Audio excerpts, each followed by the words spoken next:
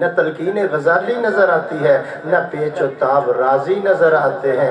اصلی انسان پہ محنت نہیں، نقلی انسان پہ محنت ہو رہی ہے، اور جس کی وجہ سے وہ معزز تھے زمانے میں مسلمان ہو کر ہم خار ہوئے تارک قرآن، تلاوت ہی نہیں، پڑھتا ہی کوئی۔ یہ قرآن قیامت والے دن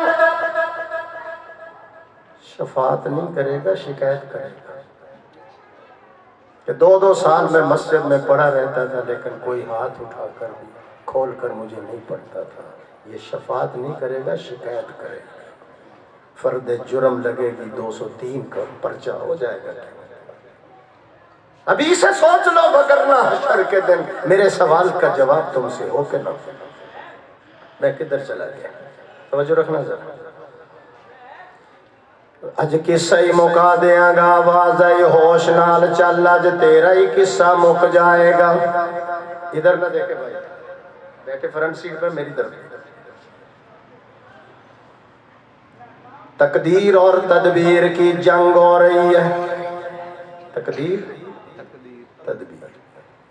تدبیر کہتی ہے قاتل بن کے جا رہا ہے، تقدیر کہتی ہے ہوش سے چل، میں تیرے سر پہ خلافت ثانیہ کا تاج سجا دوں گا۔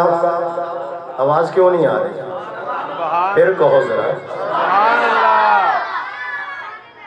تدبیر کہتی ہے چلا ہے کہ میں آج قصہ ہی ختم کر دوں گا، لیکن تقدیر کہتی ہے ہوش سے چل، تو قاتل بن کے جا رہا ہے، میں تمہیں حضور کا سسر بنا دوں گا۔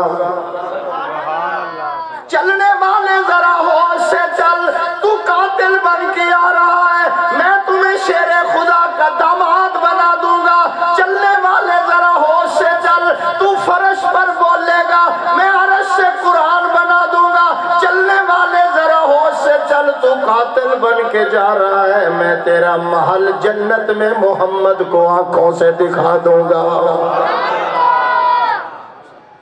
چلنے والے ذرا ہوش سے چل، تو قاتل بن کے جا رہا ہے، میں تیرے دور حکومت میں شیر اور بکری کو ایک ہی جگہ سے پانی پلاؤں گا، پھر تیرے دور حکومت میں 4000 چھوٹی مسجدیں اور 900 جامع مسجدیں بنواؤں گا۔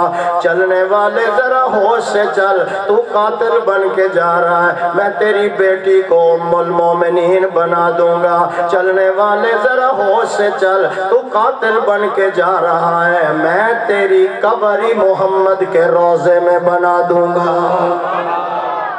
چلا کس طرح ہے؟ انقلاب کس طرح ہے؟ اور انقلاب قرآن کی وجہ سے آ رہا ہے، اس کی عظمت ہے۔ علماء بیٹھے ہیں، ویسے سمجھدار کافی لوگ بیٹھے ہیں، پڑھے لکھے۔ المنجد ایک کتاب ہے لغت کی، مدارس میں موجود ہے۔ المنجد اس کا نام ہے، لغت کی کتاب ہے، اس کو لکھنے والا عیسائی ہے لیکن مکمل قرآن کا حافظ ہے۔ بالکل نہ کہو سبحان اللہ، ہم پستی میں جا رہے ہیں۔ پھر کہہ دوں؟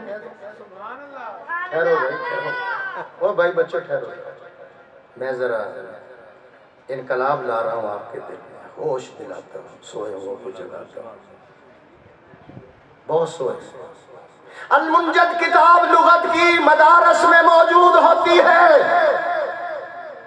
لکھنے والا عیسائی ہے اور حضور کے قرآن کا مکمل حافظ ہے۔ اب میں تشکیل کرنے لگا ہوں، دعوت دینے لگا ہوں، دعوت فکر۔ اگر قیامت والے دن اس نے حضور کے دربار میں یہ کہہ دیا، میں تو کلمہ آپ کا نہیں پڑھا تھا، میں تو عیسائی تھا، میں نے تو آپ پہ اترنے والی پوری کتاب سینے میں محفوظ کر لی تھی، جو آپ کے عاشق تھے ان کے سینے میں تو 10 سورتیں بھی موجود ہیں، تو کیا جواب دیں؟ ان کے سینے میں 10 چھوٹی چھوٹی صورتیں بھی موجود نہ تھی، وہ حفظ نہ کر سکے، توجہ ہی نہیں دی، اس کو اہمیت ہی نہیں دی۔ اور میں علماء کی موجودگی کہتا ہوں، قاری ہاشم صاحب، یہ جتنے بزرگ بیٹھے ہیں آج یہ عہد کر لے کہ ہم نے انا اعطیناک الکوثر الرحمن علم القرآن 2 آیتیں، ایک آیت 3 آیتیں ہم نے یاد کرنی ہے، چھوٹی چھوٹی 10-15 ہم نے سورتیں 5 یاد کی تھی، 1 یا 2 سال میں اوپر سے بلاوا آ گیا، آپ دنیا سے رخصت ہو گئے، قیامت والے دن اللہ حافظ قرآن کی صف میں کھڑا کر دے گا۔ سبحان اللہ، سبحان اللہ، وعدہ کرو، انشاءاللہ، چھوٹی چھوٹی صورتیں یاد کرو، انشاءاللہ، جو بزرگ ہیں ایک ہی لفظ یاد کرو، انا اعطینا کل کوثر، انا اعطینا، 10 دن اسی پر لگا دو، فصلی لربک وانحر 10 دن اس پر لگا دو، ان شانیہ کا ہوا 10 دن، ایک تو اور کہیں، پھر ایک اور ہے الرحمن، اسی پہ 10 دن لگا دو، علم القرآن 10 دن اسی پر لگا دو، چھوٹی چھوٹی صورتیں یاد کرو۔ قاری صاحب میں ایک جملہ کہنے لگا ہوں، یہ عظمت والی کتاب ہے۔ حضور صلی اللہ علیہ وسلم کو ایک وفد ملنے کے لیے آیا، حضور نے فرمایا او بھائی، حضور نے فرمایا ان کو مسجد میں بٹھا دو، میں آج کی تلاوت مکمل کر کے پھر ان کی بات سنوں گا۔ سبحان اللہ نہیں لکھا، یہ جلسہ دعوت دے رہا ہے، دعوت فکر کیا؟ روزانہ قرآن پڑھو، روزانہ گھر میں قرآن کھولو، کتنا پڑھنا؟ 1 رکوع پڑھو، 2 پڑھو، 4 پڑھو، 10 پڑھو، 15 پڑھو، پڑھو ضرور، سال میں 6 ماہ کے اندر 1 مرتبہ ہی چلو ختم کر ڈالو، کوئی ایسی بات نہیں، لیکن کھولو اس کو روزانہ، پڑھو اس کو روزانہ۔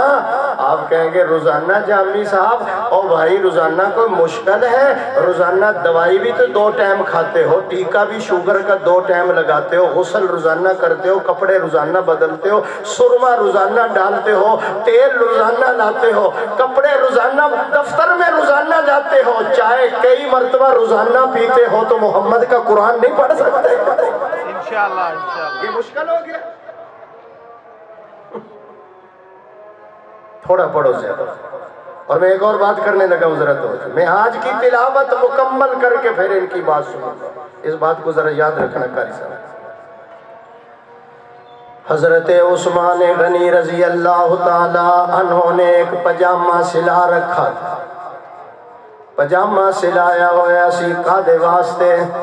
اس لئے کہ جس دن میں شہید ہونا ہے، اللہ دے دربار دے اندر جانا ہے، اس دن میں پاواں گا ساری زندگی چادر پائی۔ حضور نے بھی ابو بکر و عمر نے پجامہ سلا کے رکھ لیا، اس دن پاواں گا تاکہ شہادت دے وقت میں ننگا نہ ہو جاواں،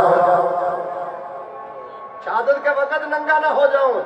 اور میں بڑی ذمہ داری سے یہ بات کرنے لگا ہوں، پوری زندگی عثمان غنی نے غسل خانے کے اندر بھی کپڑا باندھ کر غسل کیا ہے۔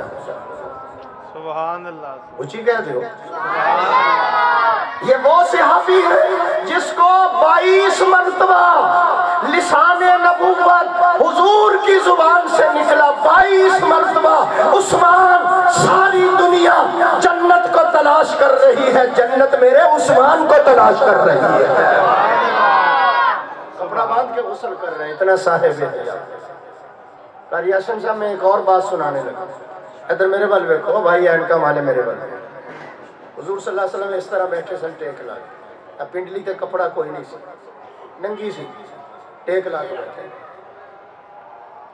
ابو بکر آئے پنڈلی ننگی، ٹیک بھی لائی، میرے بل بیٹھو۔ عمر آئے پنڈلی ننگی، ٹیک لگی، آواز آئی عثمان آ رہا ہے، کون؟ حضور نے ٹیک بھی چھڑ دیتی، پنڈلی تے کپڑا بھی پا لیا، ٹھیک ہو کے بیٹھ گئے، میرے بلے ٹھیک ہو کے۔ فلما دخل عثمان غطاہا، عثمان غنی داخل ہوئے، حضور نے ٹیک بھی چھڑ دیتی اور اللہ دے نبی نے پنڈلی تے کپڑا بھی پا لیا۔ فلما دخل عثمان غطاہا، پنڈلی پہ کپڑا ٹیک بھی چھڑ دیتی، جدو سارے چلے گئے، اماں جی کہنے لگی ابا جی آئے بیٹھے رہے، پنڈلی ننگی رہی، ٹیک بھی لائی، عمر آیا ٹیک لگی ہوئی ہے، آپ نے پنڈلی بھی ننگی، عثمان آندا گیا، آپ نے کپڑا بھی پا لیا، ٹیک بھی چھڑ دیتی، میں نو پتہ نہیں چلیا۔ حضور نے فرمایا لا استحیی من رجل تستحيي منه الملائكہ.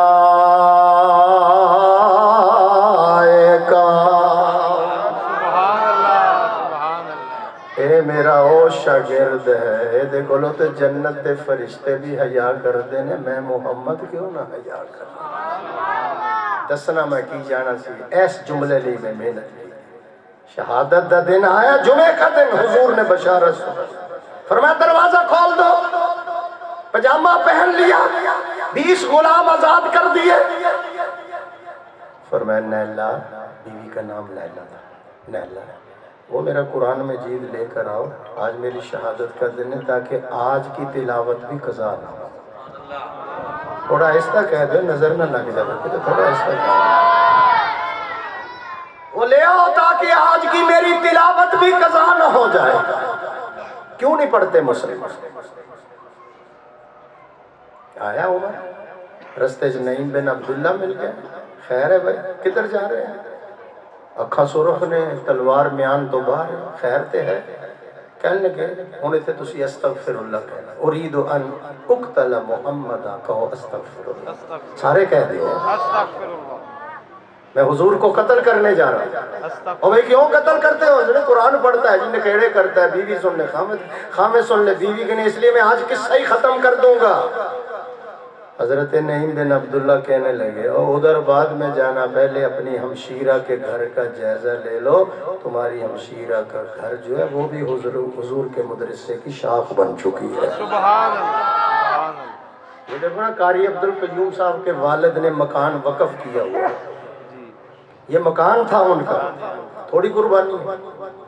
آج تو آدھا مرلہ کوئی نہیں دیتا, غسل خانہ کوئی نہیں بنا کے دیتا.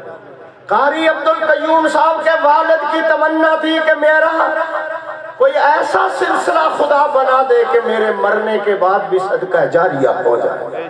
مکان کو مدرسہ بنا دیا, مکان کو مسجد بنائیں گے, صبح شام بچے قرآن مجید پڑھتے ہیں. ہم مکان کو وقف نہیں کر سکتے, ان کے لیے دعا اور تعاون تو کر سکتے ہیں. انشاءاللہ انشاءاللہ. یہ بھی نہیں, انشاءاللہ. یہ بہت بڑی قربانی ہے. میں ختم کر دوں گا. انہوں نے کہا ادھر جاتا. دروازہ گھٹگھٹایا, اندروں قرآن پڑھن دی آواز آ رہی ہے. بڑا اچھا دور سی. عمر بہن دے دروازے دے اندروں قرآن پڑھن دی آواز, ابو بکر عائشہ دے دروازے دے اندروں قرآن پڑھن دی آواز, آمنہ دلال جدو فاطمہ دے دروازے تے جا رہے اندروں قرآن پڑھن دی آواز آ رہی ہے. سبحان اللہ سبحان اللہ. اچھا دور تھا نا, رحمتیں بھی اترتی تھی, برکتیں بھی آتی تھی. اور بوتل چل رہی ہے, کدی اس ڈاکٹر کول, کدی اس ڈاکٹر کول, کدی اس ڈاکٹر کول, اور دوائیاں سے بھی کوئی اثر نہیں. جس وقت دروازہ گھٹگھٹایا, کون؟ میں عمر. خامد قرآن پڑھا رہے ہیں, بیوی پڑھ رہی ہے. بیوی خامد نو کہنے لگی ہے, ایک پاسے ہو جاؤ, میرا ویر بگڑے ہویا میرے گھر دے اندر آیا. اج جس اندازے چ گل کرے گا میں بھی اج اسی اندازے چ دے نال گل کراں گی. سبحان اللہ سبحان. بے ادبی نہ ہو جاوے, گستاخی نہ. تجھے ایک پاسے ہو جائے.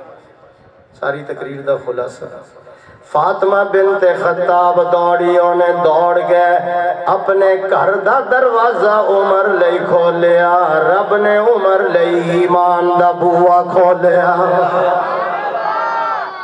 لمبی بات نہیں میں کریں. اندر داخل ہوئے اور پوچھے, بہن میں نے سنا ہے کہ تو کلمہ پڑھ لیا, تو قرآن پڑھ رہی سی؟ انہوں نے کہا ہاں بھائی جان, اجازت بھی نہیں. سنو فاطمہ کا بیان.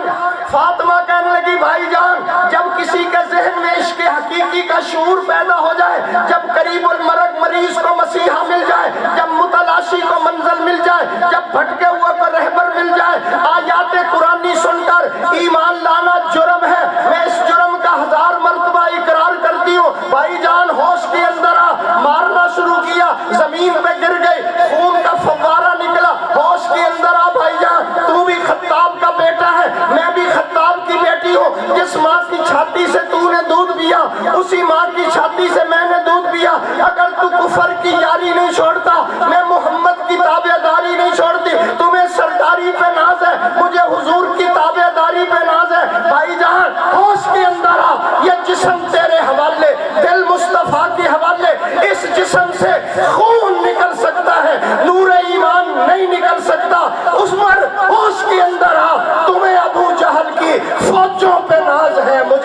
محمد کی موجوں پہ ناز ہے۔ سبحان اللہ جس وقت فاطمہ نے مار کھائی، جملہ کہہ دوں؟ جی جی انہوں نے کہا میں تیرا بھائی ہاں۔ عمر کہا میں تیرا بھائی ہاں۔ فاطمہ کہنے لگی میں بھائی چھوڑ سکتی ہوں، سچائی نہیں چھوڑ سکتی۔ سبحان اللہ سبحان اللہ سبحان اللہ بھائی چھوڑ سکتی ہوں، سچائی نہیں چھوڑ سکتی۔ کیوں؟ اتنی مار پڑی۔ پھر کیا کہتا؟ چمن کا رنگ گو تو نے سراسر اے خزاں بدلا۔ سمجھ نہیں نہ آئی ورنہ تڑپ جانا۔ چمن کا رنگ گو تو نے سراسر اے خزاں بدلا، نہ ہم نے شاخ گل چھوڑی نہ ہم نے آشیاں بدلا۔ سبحان اللہ ماشاء میں نے اللہ کہا پلٹا قاری صاحب پلٹا۔ انہوں نے کہا کوئی جنت نو دیکھ کے بھی پلٹتا ہے، سبحان اللہ سبحان کوئی اللہ جنت کو دیکھ کے پلٹتا ہے۔ بھائی جان دو آنکھیں ہیں دو نور، ایک خدا ایک رسول، پکار خدا کی رہے گی یاری مصطفیٰ کی رہے گی۔ سبحان اللہ سبحان اللہ تو آپ کی استقامت کی وجہ سے آگے کیا نکلا نتیجہ؟ مجھے بھی قرآن سناؤ۔ کیا کہا؟ مجھے بھی قرآن سناؤ مجھے بھی قرآن سناؤ۔ سبحان قرآن دی محفل ہے، بچیاں دا ختم قرآن مجھے قرآن سناؤ۔ پھر قرآن سنا، انقلاب آ گیا نا، اسلام پہ شباب آ گیا، خدا کا انتخاب آ گیا، انتخاب لاجواب آ گیا۔ شکار کرنے کے لیے آئے تھے، خود شکار ہو گئے، طالب دیدار ہو گئے، محمد کے عبدار ہو گئے، خدمت میں نبوی میں جانے کو تیار ہو گئے، ایسے گئے کہ آج تک مڑ کے واپس ہی نہیں آئے۔ سبحان وآخر دعوانا